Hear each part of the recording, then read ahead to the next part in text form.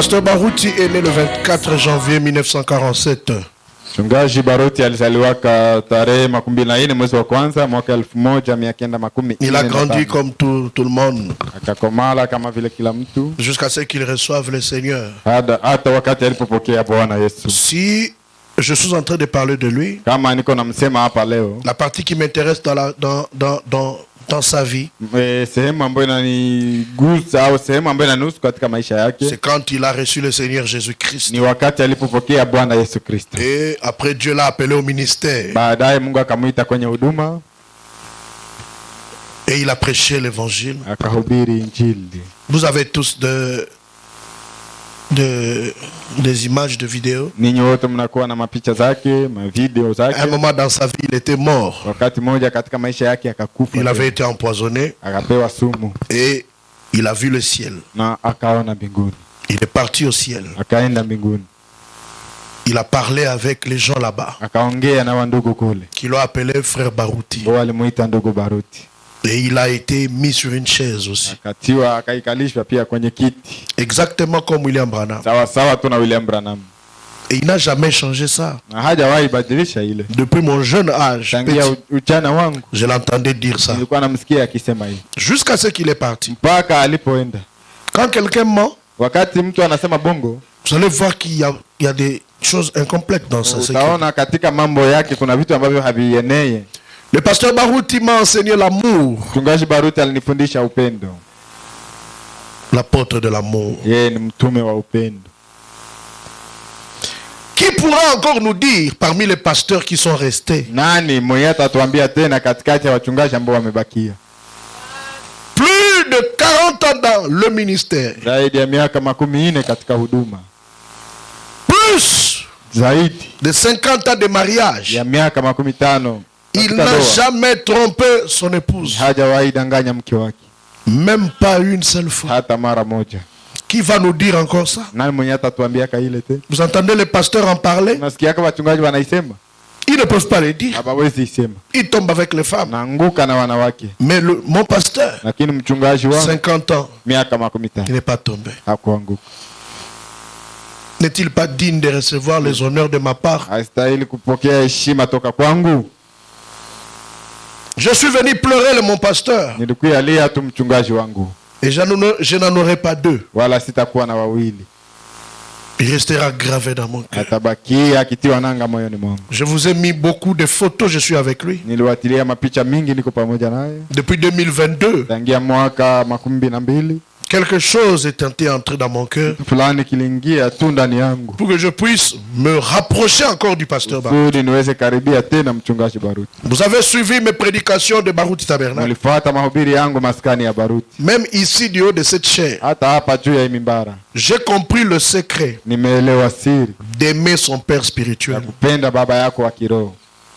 Tellement que je l'aime. Je ne connais pas ses erreurs. Je n'en connais même pas une seule erreur. Même pas une seule faute.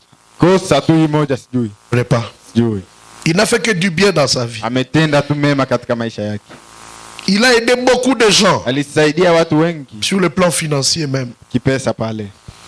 Beaucoup de pasteurs sont encore payés par lui. Même jusqu'aujourd'hui.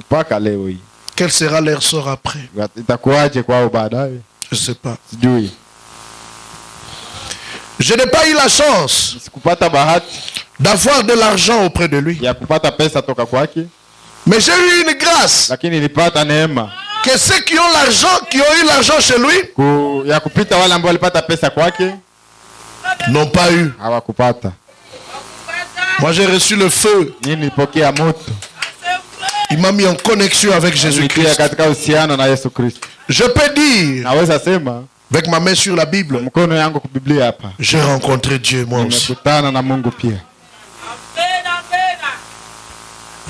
Il m'a mis en contact avec le Seigneur.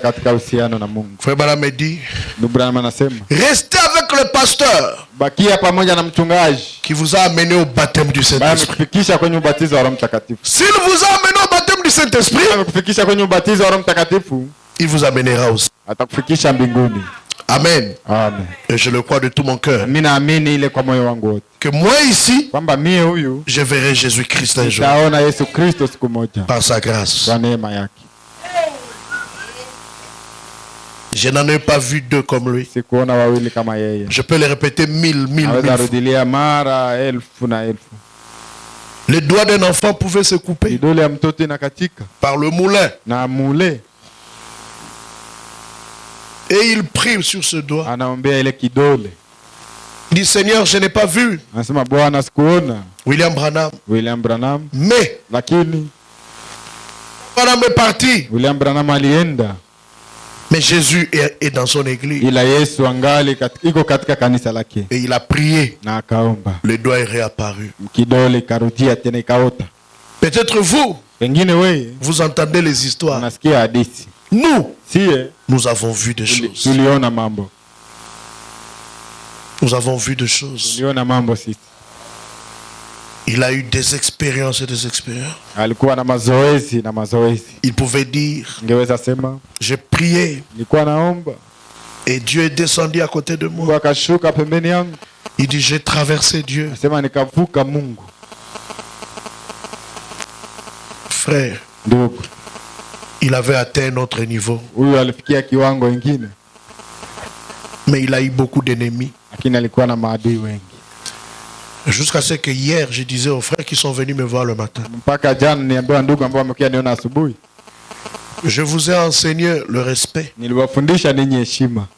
Respectez les serviteurs de Dieu. Si moi, votre pasteur, je ne respecte pas les autres serviteurs,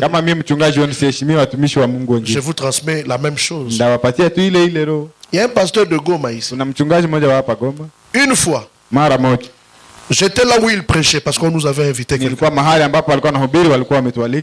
Quand le pasteur Baruti prêche qu'il fait la relève, il prêche dans son église. Il n'est pas venu prêcher au rocher, au liste de la vallée, ou à Agapao, ou à Christ. Il a prêché chez lui.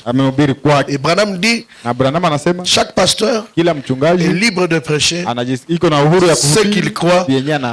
Si son église croit, ça va. Il va plus loin, il dit, il peut prêcher la religion de témoins de Jéhovah, la doctrine de témoins de Jéhovah. Si son église est d'accord, ça va. Et Baruti Tabernacle était d'accord à 100% avec son pasteur. Même moi, d'accord avec lui. Mais j'étais dans cette église-là. Et lui, il prêche. Il dit, je ne connais pas un noir qui peut dire que c'est lui qui fait la relève. Il dit qu'il soit maudit. Quelque chose comme ça. Moi, je peux comprendre. Là qu'on parle du pasteur Baruti, il n'a même pas l'âge de son fils pasteur Carlos. Il n'a même pas mon âge à moi. Même si le pasteur Baruti a prêché de fausses doctrines, pour que votre prédication soit appréciée auprès des gens,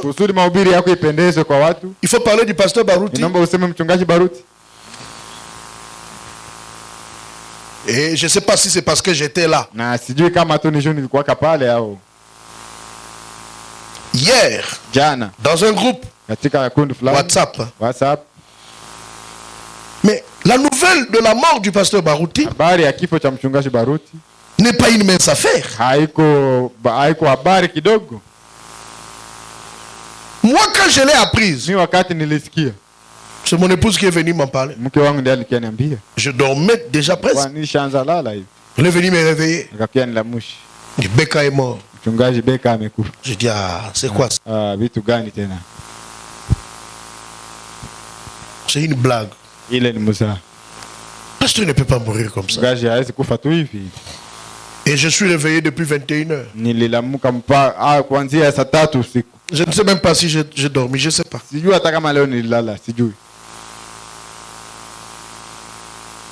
Et nous tous, on ne croyait pas parce que la réaction de l'être humain, même si l'information est vraie, on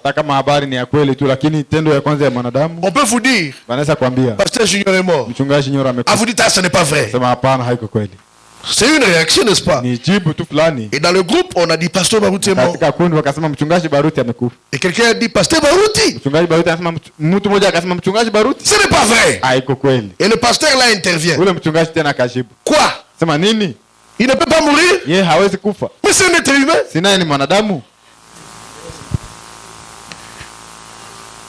L'orgueil précède la chute.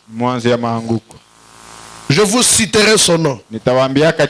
Parce que bientôt, ça ce n'est plus l'affaire du pasteur Baruti. C'est mon affaire. On a touché mon père même s'il est mort.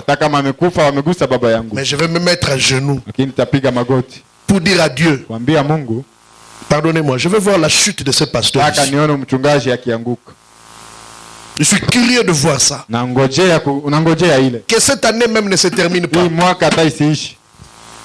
Parce que lui aussi est un homme. Donc comme nous sommes des hommes, donc on meurt.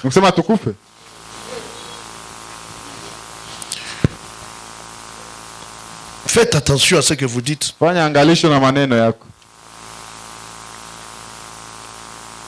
Même après sa mort, respectez-le. C'est pourquoi j'ai refusé que chacun puisse donner la nouvelle dans le groupe. Moi-même je vais donner la nouvelle. C'est moi son fils ici. Et beaucoup de pasteurs respectables, comme le pasteur Paul de Mouja là-bas, il m'a appelé. Il dit c'est vous qui êtes plus choqués que nous tous. C'est vous son fils. Un autre met dans le groupe. Il dit il est mort de foi. Je lui ai écrit en privé. Il dit ce que vous dites c'est faux. Il dit alors je vais retirer. Mais avant de mettre ça,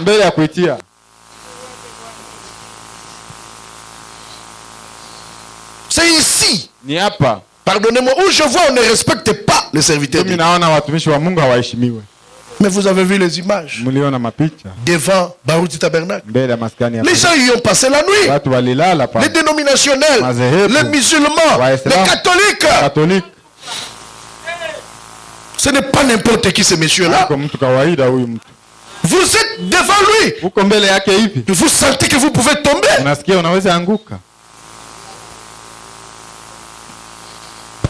Moi j'ai appelé le Canada pour demander les circonstances de sa mort. Et je vais vous en parler. Demandez l'information à la source. Ne racontez pas de choses que vous ne connaissez pas.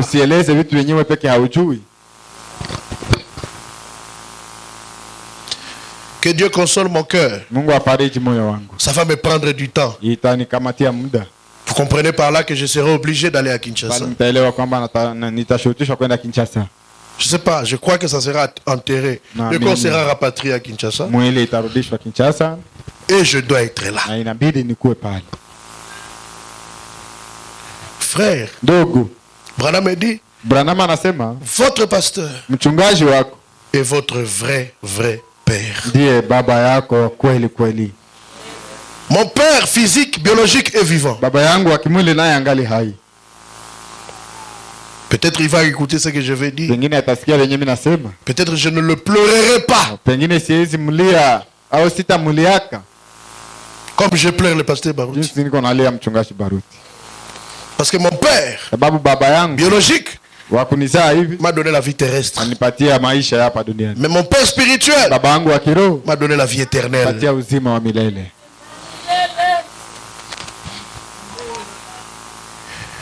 J'ai vu des miracles et des miracles extraordinaires. Je n'ai pas vu ça. Frère, qui a prêché comme le pasteur Baruti?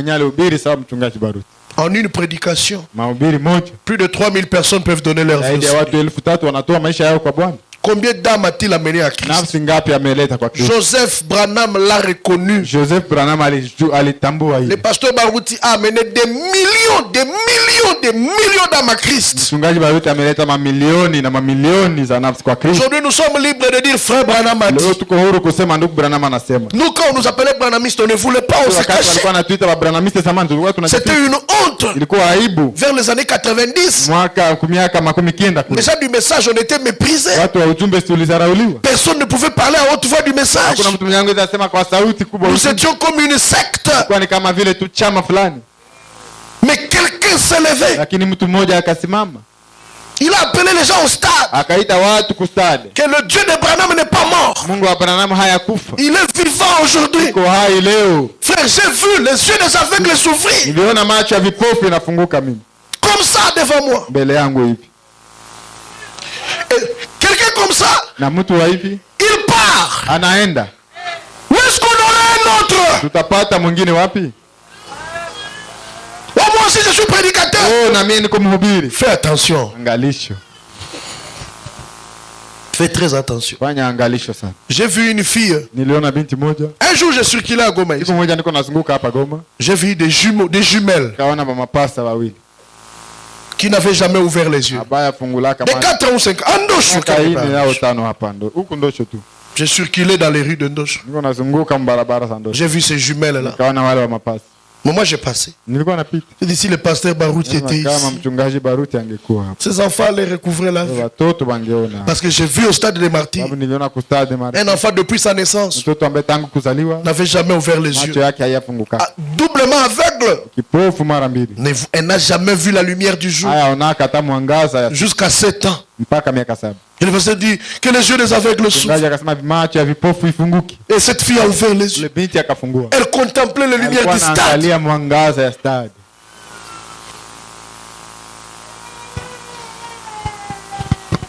Que Dieu console nos cœurs. Quand Saoul est mort, on est venu donner la nouvelle à David. Je vais vous lire comment David a pleuré Saoul.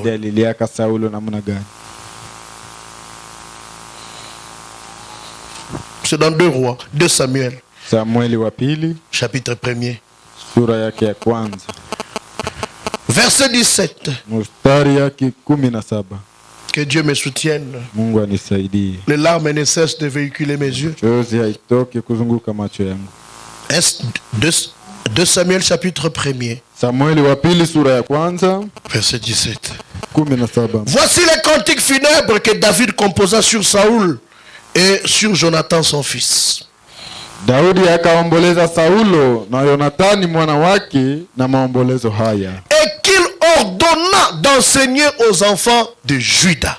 Akawaagiza kufundisha wana wa Yuda wimbo huu. C'est le cantique de l'arc. Wimbo wa upinde. Il est écrit dans le livre du juste. Umeandikwa katika kitabu cha Yaseri. Et il commence maintenant son cantique. Anaanza wimbo wake sasa. Il dit: l'élite d'Israël a succombé sur les collines. Utukufu wako Israeli umeuawa juu ya pahali pako pa juu. C'était qui? Ni nani huyu? C'était Saul. Saulo. Même si David était loin. Hata kama Daudi alikuwa mpakaliwa. Peut-être le Swahili n'a pas, il est parti un peu dans un autre langage. Swahili pengine imeenda katika usemi mwingine. L'élite, il était un élite. Alikuwa mwenye kutukuzwa. L'élite d'Israël. Mtukufu wa Israeli. A succombé sur les collines. Ameuawa pahali pa juu kwenye milima. Comment des héros sont-ils tombés? Namna gani wasujaa wameanguka? Comment Baruti Kasongo est mort? Namna gani Baruti Kasongo amekufa? Pourquoi Dieu a-t-il permis cela? Nini Mungu ameruhusu?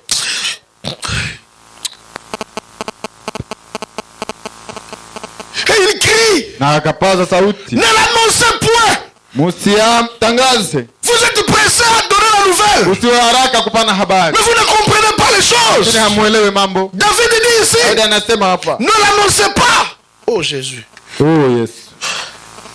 Musiatangaze. Ne l'annoncez point dans Gat. Musiatangaze katika Gat. Ne publiez point la nouvelle dans les rues d'Askelon. Musiatangaze katika njia za Askeloni. De peur que les filles des Philistins ne se réjouissent. Ili binti wa Filistini wasifurahi.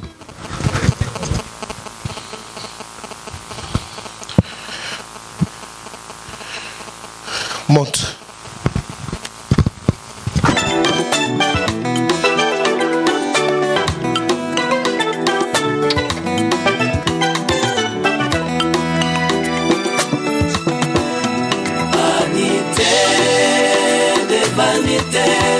Tout est vanité, ici-bas,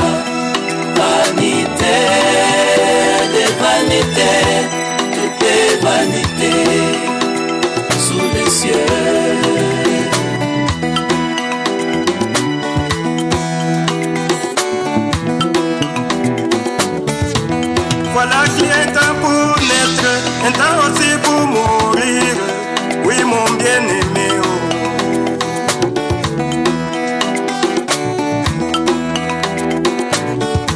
Un temps pour planter, un temps pour arracher les plantations.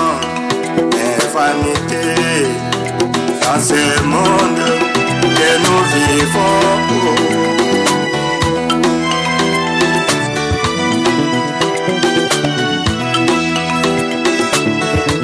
Aujourd'hui dans un avion et demain tu es dans un cercueil. Mais où est le bonheur? Où est le bonheur dans ce monde? Où est le bonheur dans ce monde? Vanité de vanité, tout est vanité. Ici-bas, vanité de vanité. Vanité sous les cieux.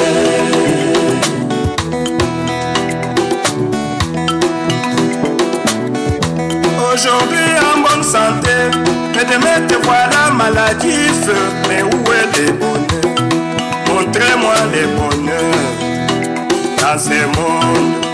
Tout est éphémère dans ce monde. Tout n'est que sable mouvant. Ici-bas, tout est pourriture. Vanité de vanité, tout est vanité. Ici-bas, vanité de vanité, tout est vanité sous les cieux.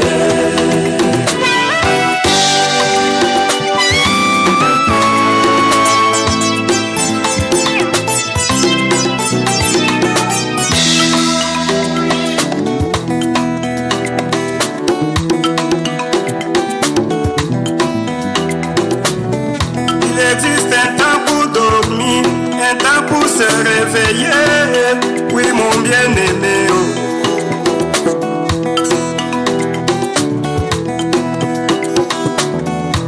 Aujourd'hui tu es riche, demain tu deviens pauvre. Mais où est le bonheur? Où est parti ce bonheur? Dans ce monde, tout est vanité. Oui, dans ce monde, tout n'est que sable mouvant. A dit Salomon.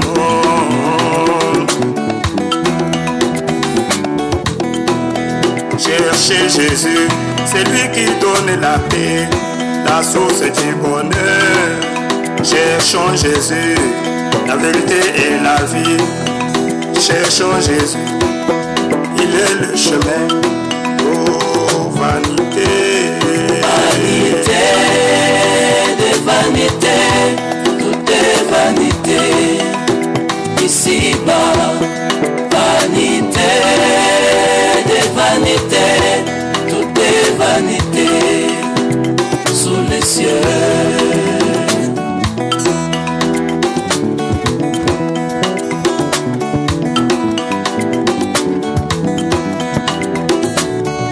Oui, voilà que tout est... David dit ceci. Daudi anasema hivi. Montagne de Gilboa. Ninyi milima ya Gilboa. Qu'il n'y ait sur vous ni rosée ni pluie. Usiwe umande wala mvua juu yenu. Ni champ qui donne de prémices pour les offrandes. Wala mashamba ya matoleo kwa ajili ya. Car là ont été jetés le bouclier des héros. Maana kule ngambo ya wenye nguvu ilitupwa. Le bouclier de Saoul. Ngabo ya Sauli. L'huile a cessé de le oindre. Mafuta imekataa kumutia. Devant le sang des blessés. Toka damu ya waliouawa. Devant la graisse de plus vaillants. Toka mafuta yao walio nguvu. L'arc de Jonathan n'a jamais reculé. Upinde wa Yonathani haukurudi nyuma. Et l'épée de Saoul ne retournait point à vide. Na upanga wa Saul haukurudi bure. L'épée de Saoul dans le combat ne retournait jamais vide. Upanga wa Saul katika vita ulikuwa haurudie bure. C'est une épée qui avec le sang. Upanga ilikuwa inarudi kila mara na damu. Quand Saoul entrait dans la guerre, son épée ne retournait pas sec. Son épée retournait avec le sang. Signe qu'il a vaincu. Quand Baruti Kasongo arrivait quelque part, on amenait le boité et le malade. Tous rentraient guéris. Nous venons de perdre un ministère. Un aigle s'est envolé. Un aigle s'est envolé, Seigneur. Qui sera Élisée? Qui va prendre cette relève, Seigneur? Il faut que quelqu'un parle, Seigneur. Saoul et Jonathan, aimables et chéris pendant leur vie. Saulo na Yonathani walikuwa vizuri sana na wakupendeza, wenye kupendana katika maisha yao. N'ont pas été séparés dans leur mort. Wala kwa mauti yao hawakutengwa. Frère, ndugu, quelqu'un est tombé dans l'église. Mtu mmoja alianguka mkanisa. Exactement comme à l'époque de l'apôtre Paul. Sawa tu kama vile wakati ya mtume Paulo. Le pasteur a ouvert la Bible. Mchungaji akafungua Biblia. Mais c'est dans YouTube. Et quelqu'un tombe du deuxième étage, troisième étage, deuxième étage. Et il meurt sur place. Et parce la prédication, il va prier pour lui. L'homme ressuscite. Est-ce que vous avez vu ça? Nous ici à Goma qui insultons les pasteurs. Dans les temps comme ça, on ne va pas fuir. Dans quelles circonstances le pasteur Baruti est mort? Le pasteur était malade depuis Kinshasa. Il n'a jamais souffert du foie. Mais il était fatigué. Parce qu'il a beaucoup travaillé pour le Seigneur. Toute sa vie, malgré sa richesse, il pouvait voyager dans des endroits où moi je ne sais pas si je peux y aller. Malgré son âge, il pouvait accepter de faire les grands besoins dans des forêts, là où les serpents pouvaient le piquer, pour que les gens croient en Jésus. Combien d'âmes a-t-il amené? Je crois qu'il sera chef pour notre génération. Je n'ai pas dit pour notre âge. J'ai dit pour la génération.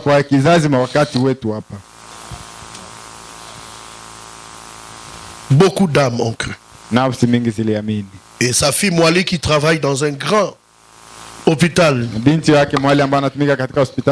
Montréal décidera de venir à Kinshasa pour forcer le pasteur. C'est un homme de foi. On lui donne des médicaments, il jette.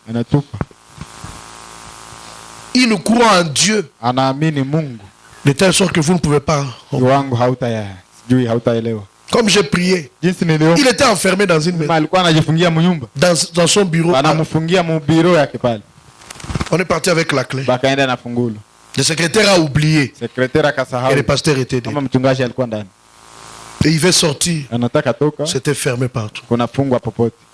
Il dit je dois sortir. Il a appelé sa femme. Sa femme dit le secrétaire doit être allé. Maintenant tu vas sortir comment? Il dit à sa femme je vais sortir. Je n'attendrai pas le secrétaire. Et il se retrouve dehors.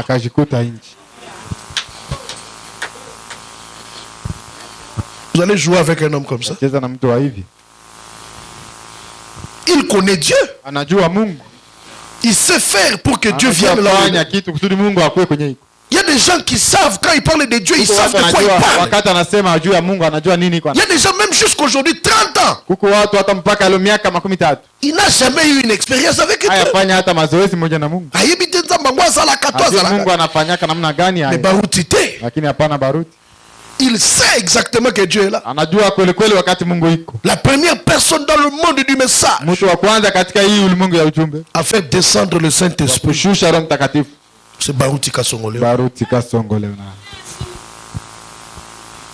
Le réveil a commencé là-bas. Et beaucoup de pasteurs sont venus, même de l'étranger, pour venir. Il y a même des gens qui ne le connaissent pas, qui ne l'ont jamais vu. Mais ils priaient ces gens-là. Comme un pasteur burkinabé qui vit en France. Seigneur, je vais avoir le réveil. Dieu lui vient en vision.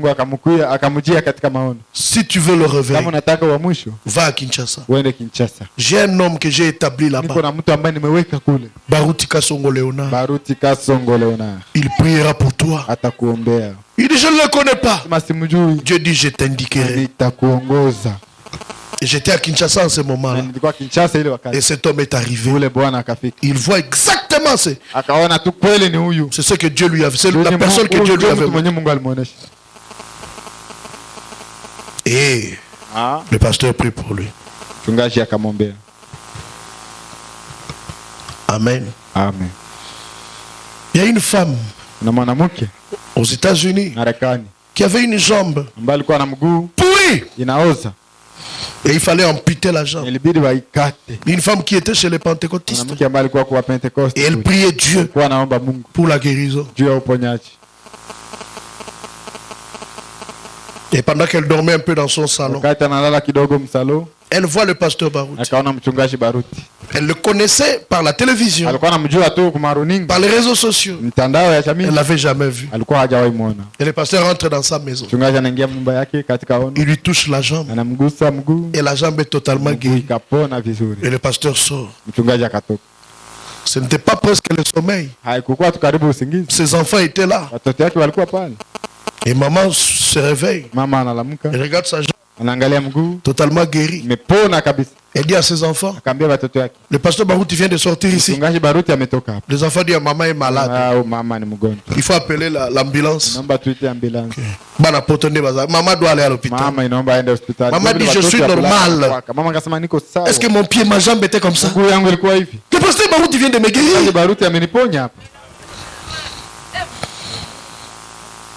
On ne parlait pas des hommes. Ce n'est pas le temps des hommes.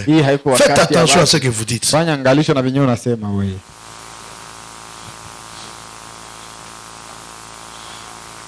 Et il est arrivé au Canada.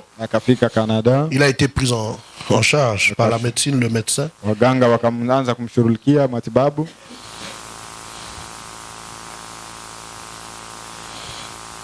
Et on a découvert quelque chose comme une épidémie.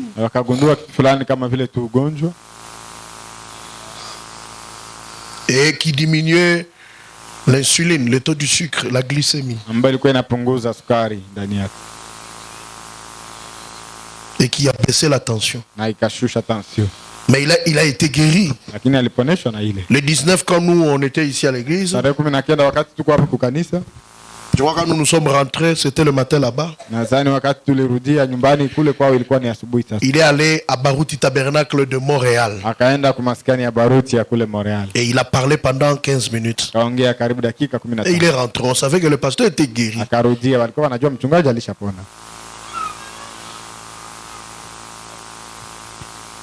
Et mardi, le pasteur ne se sent pas bien à la maison.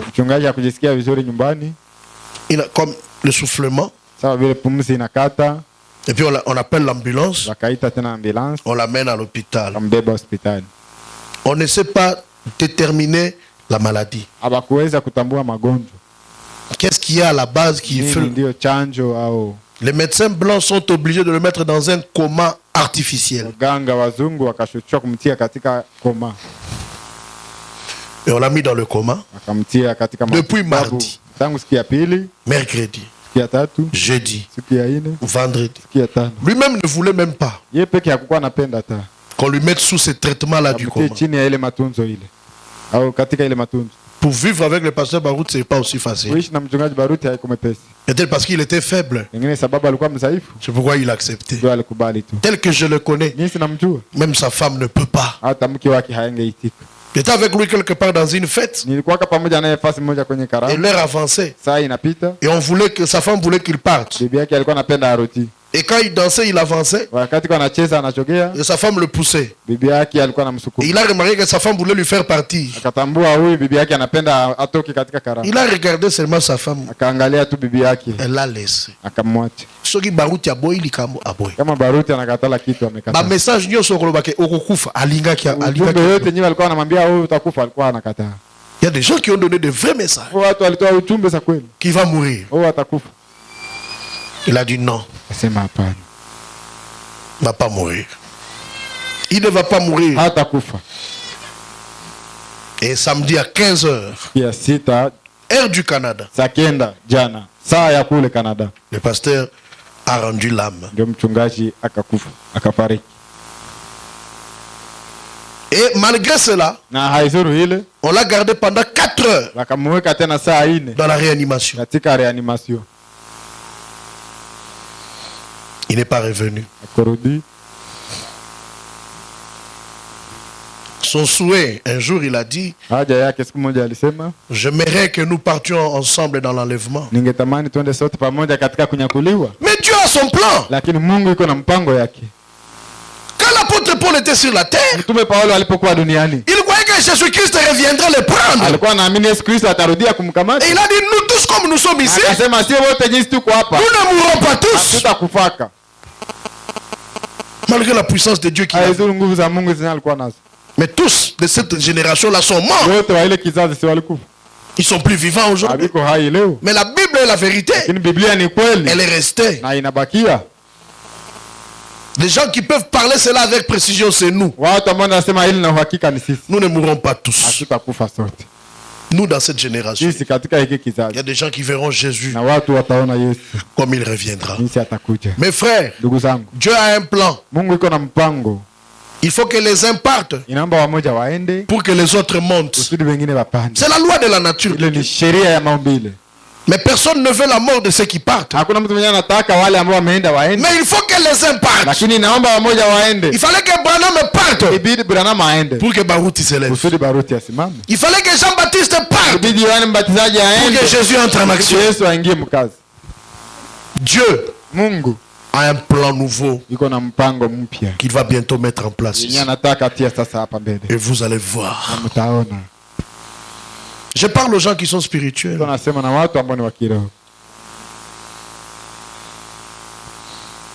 Le pasteur Baruti est parti.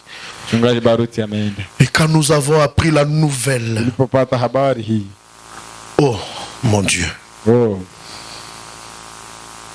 mon père, mon père, char d'Israël et sa cavalerie. La dernière parole qu'il m'a dite au téléphone, c'est lui qui a dit que je prêche les mercredis. C'était mercredi. Quand je prêchais conférence avec Dieu, à partir du Canada. Et jeudi, j'étais chez son fils, qui est le pasteur Carlos. Et il a appelé le pasteur Carlos. Pasteur Carlos lui a dit, je suis avec le pasteur Junior. Alors, il est mon fils. Et je l'aime beaucoup. Il est parti au-delà. Dans l'au-delà. Avec Junior Lys dans son cœur. Il m'a aimé. Je l'ai aimé. Nous nous rencontrerons au ciel. Beaucoup de gens ne savent pas le secret. Quand votre pasteur vous aime. Quel privilège. Sur la multitude de brebis qu'il a dans le monde, moi trouver une place. Ce qui me fait mal, comme les uns les autres m'ont écrit. Je pleure parce que mon ministère est lié au pasteur Baruti. Si je suis pasteur, si je prêche, c'est grâce au pasteur Baruti. C'est son ministère qui a donné naissance à mon ministère. Et tel père, tel fils. Je suis de la même catégorie. Des mêmes trempes. Mais priez simplement pour moi. C'est vrai, il est parti. Et il ne reviendra plus. Même si on le lui supplie, pasteur rentre, il n'acceptera pas. Parce que lorsqu'il est parti pour la première fois, il ne voulait pas rentrer. Mais on lui a dit rentre. Tu prêcheras l'évangile dans le monde entier. Et à cette époque-là, il n'était pas parti dans le monde. C'était à Kinshasa, à l'hôpital général. Tu prieras pour les malades. Il a prié pour des blancs. Frère,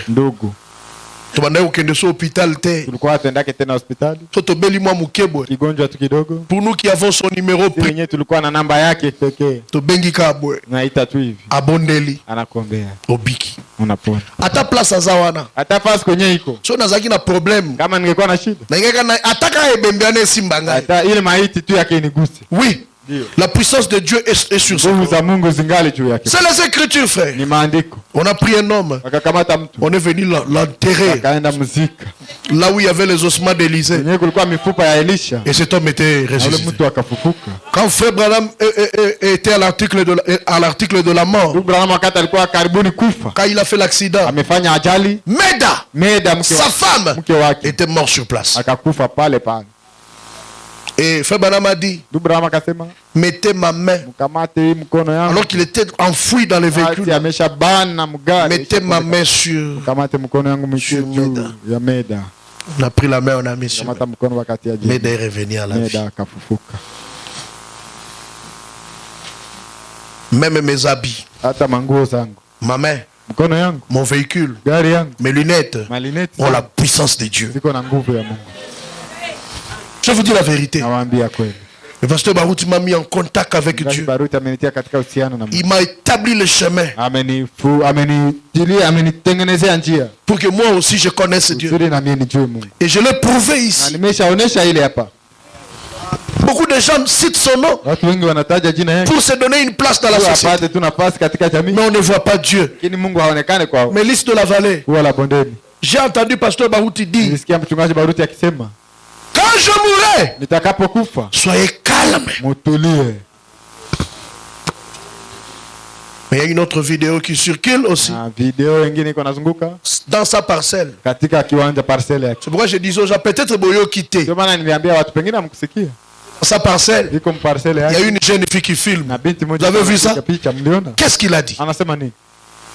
Il a dit, ndenge bomoni elongi na nga boye jinsi munaona sura yangu hivi bomoni yango ya suka mnaiona mara ya mwisho musala na ngai awa kazi yangu hapa kudunia esili ilishakwisha tokokutana tutaonana wapi na lola mbinguni monte.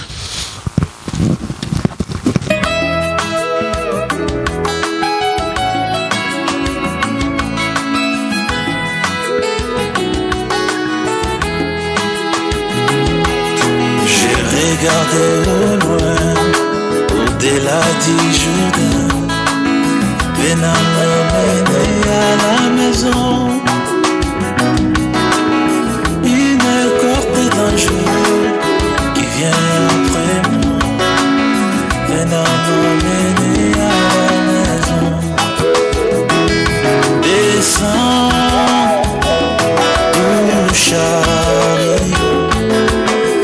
m'amener à la maison. Descends, touche Charlie. M'amener à la maison.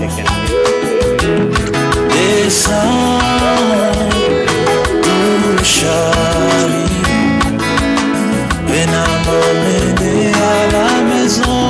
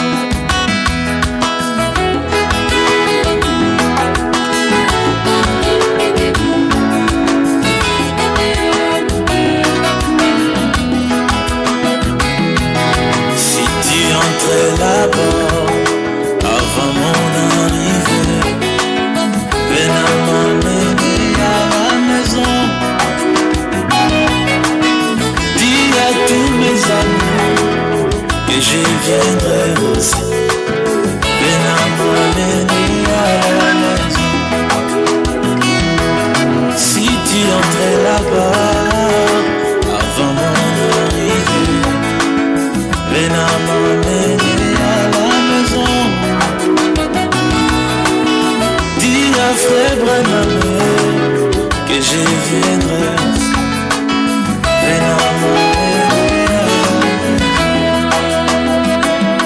Descends du chariot, viens m'emmener à la maison. Descends du chariot, viens m'emmener à la maison. Sweet love, sweet cherry.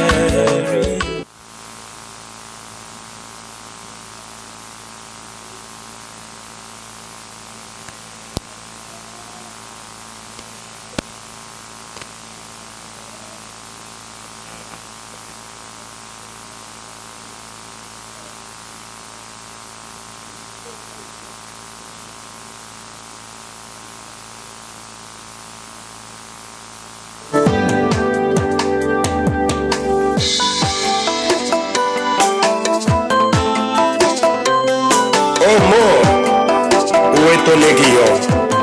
Jésus t'a écrasé à la croix de Golgotha il y a plus de 2000 ans. Nous sommes plus que vainqueurs par Jésus-Christ. Alléluia. Si ce tabernacle détruit, nous avons un grand théophanique, un tabernacle céleste qui nous attend au pied de Jésus. Si c'est tabernacle détruit, nous avons un grand théophanique, un tabernacle céleste qui nous attend au pied de Jésus.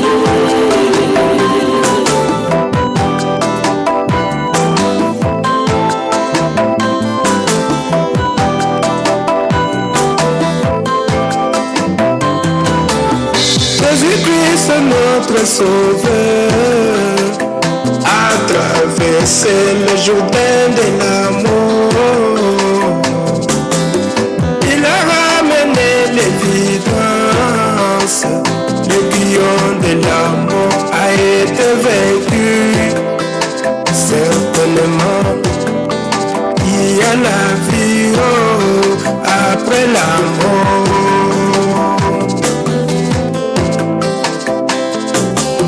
Jésus-Christ, notre Sauveur, a traversé le Jourdain de l'amour. Il a ramené l'évidence, le guillon de l'amour a été vaincu. Certainement, il y a la vie après la mort.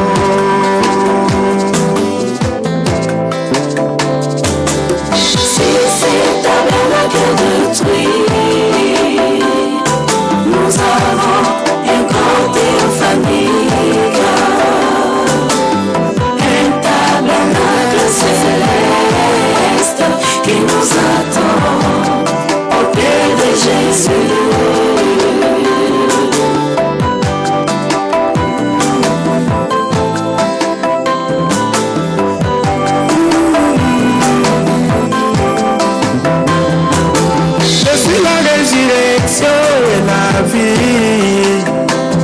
La Monica, la fin du discours, mais plutôt le commencement du chemin,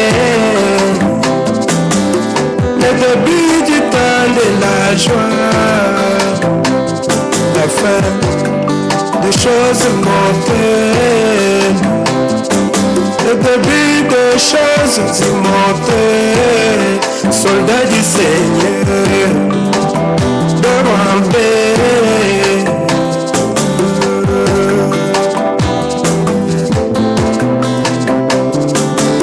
Je suis la résurrection et la vie. La mort n'est pas la fin du discours, mais plutôt le commencement du chemin. Le début du temps de la joie, de la fête, des choses mortelles.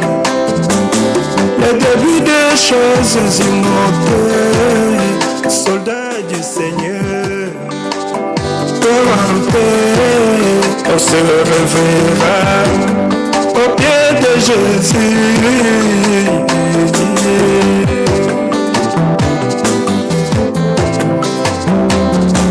Si ce tabernacle détruit, nous avons un grand théophanie,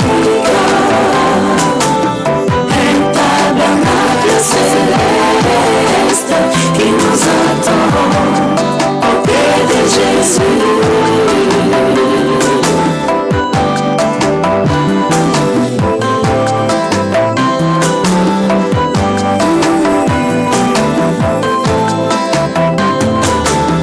Les gens qui ont vécu avant nous, ils sont partis. Un jour ce sera mon tour. Quand viendra cet ange de la mort, c'est fini, on s'en ira comme un aigle. Bien des gens qui ont vécu avant nous, ils sont partis. Un jour ça sera ton tour. Quand viendra cet ange de la mort, c'est fini, on s'en ira comme un aigle. C'est fini, on s'en ira comme un aigle.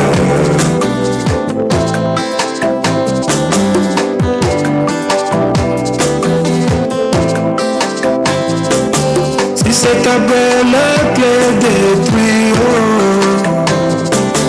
nous avons un corps théophanique, un tabernacle céleste qui nous attend au pied de Jésus. Si ce tabernacle détruit, nous avons un grand théophanie, un tabernacle céleste qui nous attend au pied de Jésus. Si ce tabernacle détruit, nous avons un corps théophanique, un tabernacle céleste qui nous attend au pied de Jésus. Si ce tabernacle détruit, nous avons un grand théophanie, un tabernacle céleste qui nous attend au pied de Jésus.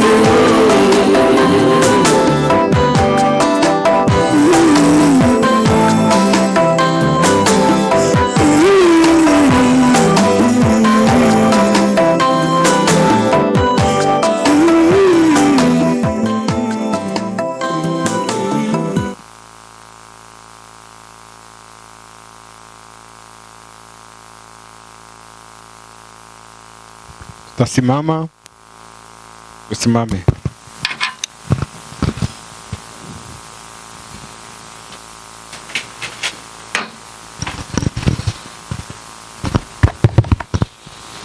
Gloire, gloire, alléluia. Gloire, gloire, alléluia. Gloire, gloire, alléluia. Que tout soit pour Jésus. Chantons gloire, gloire, et louange, alléluia.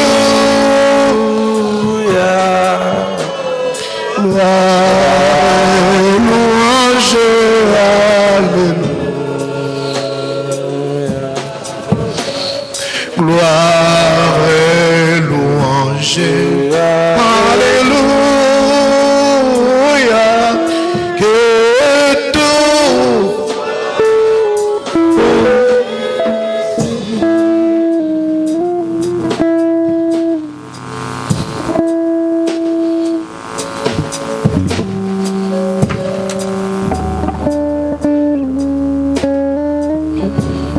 Seigneur Jésus,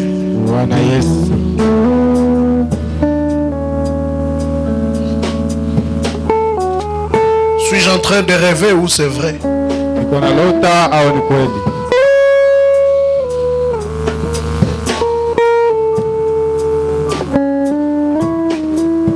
Est-ce que réellement il est parti? Est-ce qu'on ne nous trompe pas, Seigneur? Et si c'est un mensonge, pourquoi un tel mensonge? Pourquoi c'est sûr cet homme?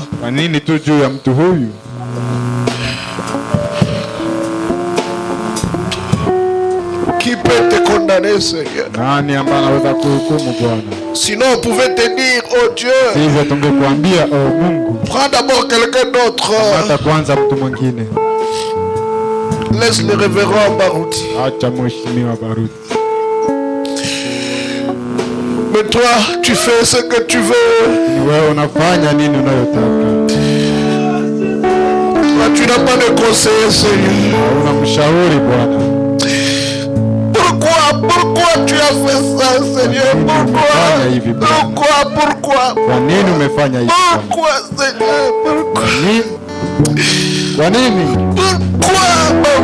Pourquoi, mon Père? Seigneur Jésus, Seigneur Jésus, Seigneur Jésus. Seigneur Jésus, Seigneur Jésus, Seigneur Jésus.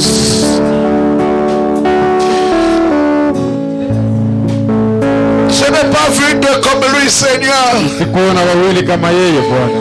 Un homme qui pouvait dire aujourd'hui, vous verrez les malades être guéris. Vous verrez les aveugles voir.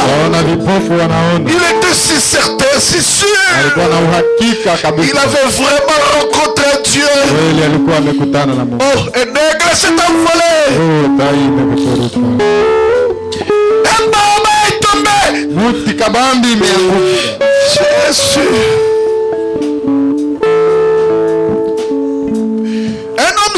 Irréprochable. Sur tout le plan, il était irréprochable. Il n'est pas tombé, Seigneur. Il a prêché la vérité. Il a remis Jésus sur son trône. Jésus. Il m'a dit un jour dans sa maison, mon fils, j'ignorais. Prêche seulement la vérité.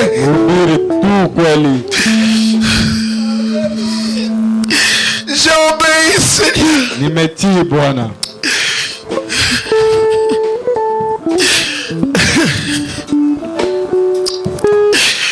Ce n'est presque la vérité.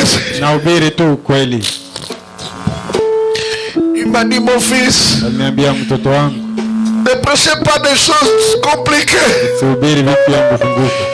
Dis aux gens que c'est Jésus qui est Dieu. Et non pas William Branham. Seigneur, c'est toi qui as blessé. C'est toi qui vas bander la plaie.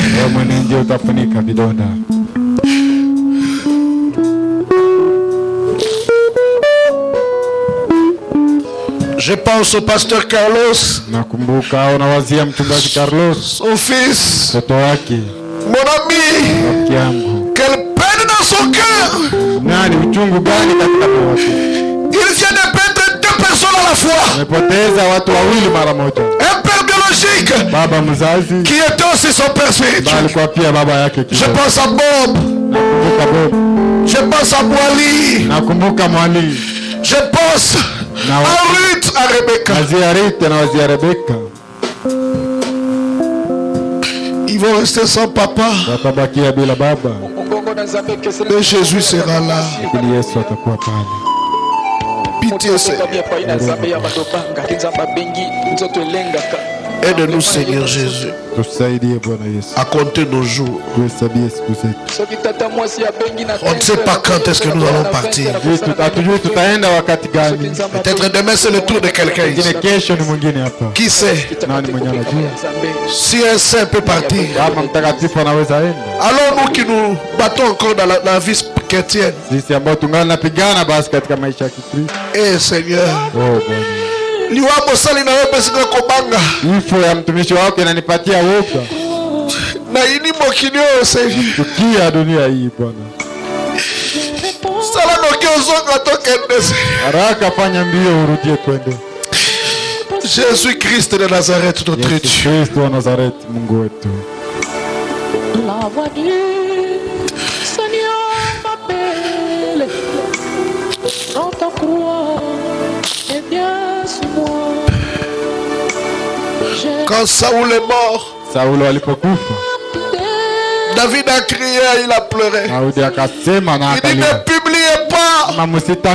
Si les Philistins l'apprennent, ils viendront nous attaquer. Yo Jésus. Oh Jésus. Le monde des ténèbres dit en ce moment, ah, bouclier na bagwake. Mais je sais que tu prépares un plan. Je sais que la relève est assurée. Je sais que je suis là. Je sais que je suis là, Seigneur. Et je vais relever le défi, Seigneur. Ça je sais. Ça je sais, Seigneur. Ça je sais.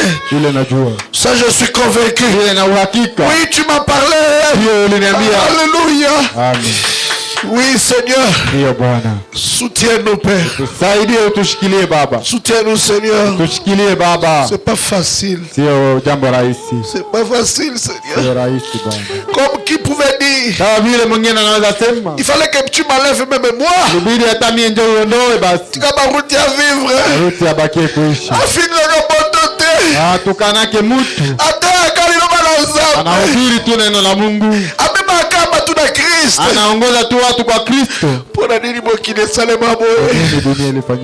Pourquoi ce sont les bonnes personnes qui partent et les mauvaises restent? Gloire à toi, Seigneur Jésus. Louange à toi, Seigneur Jésus. Rentre avec chacun de nous. Bénis chacun de nous. Fortifie-moi aussi, Seigneur.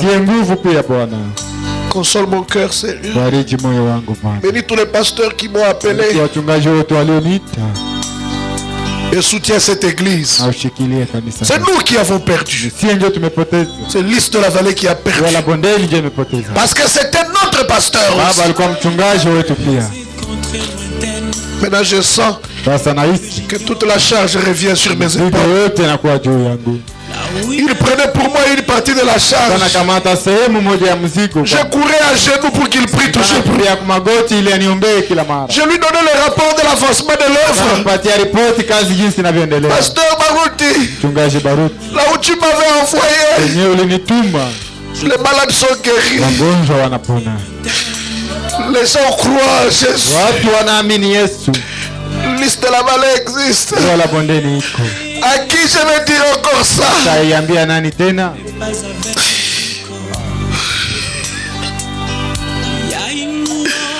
Il me disait, mon fils, je viendrai à Goma moi-même. Je viendrai à Goma. Et les gens feront Jésus.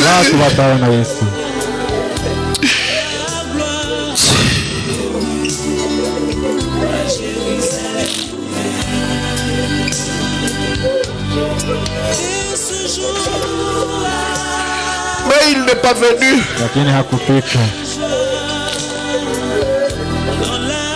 Tu savais que physiquement il ne viendra pas. Mais spirituellement il sera là. Le travail va continuer. Et Jésus sera glorifié. Que je ne sois pas malade, Seigneur, mais que je sois fort. Il a terminé son travail. Il a combattu le bon combat de la foi.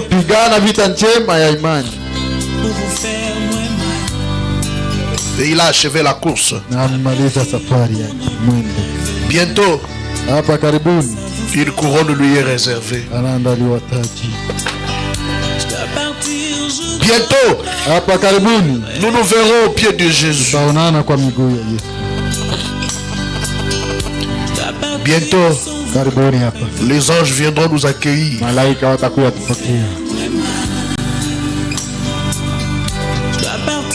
Seigneur, pardonne-nous de pleurer ainsi. Nous sommes dans la chair. Le corps a très mal. Cette séparation nous fait très mal.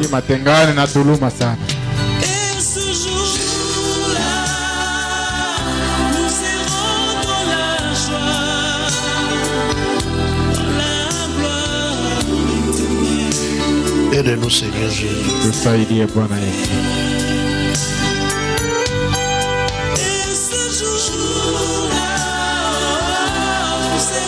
Aide-nous, Seigneur Jésus.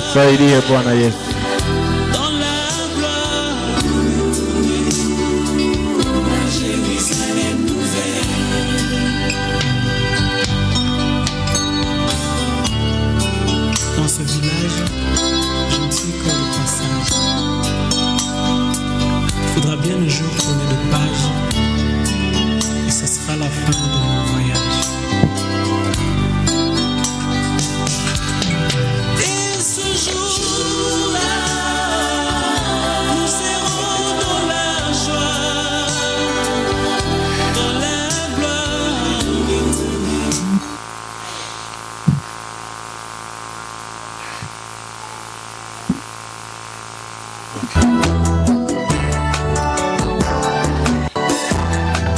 Au nom de Jésus-Christ. Amen. Après cette chanson, le frère va congédier. Un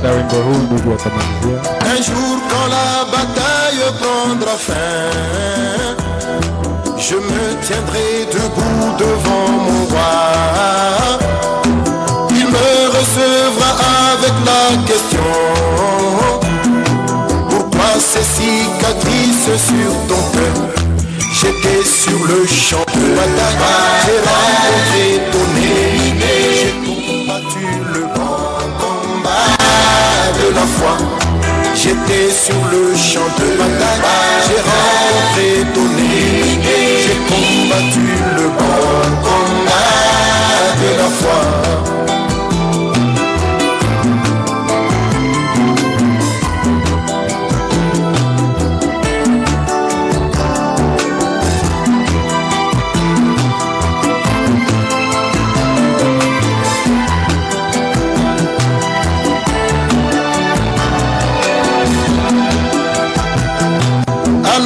Je déposerai mon armure pour l'échanger contre une couronne de vie.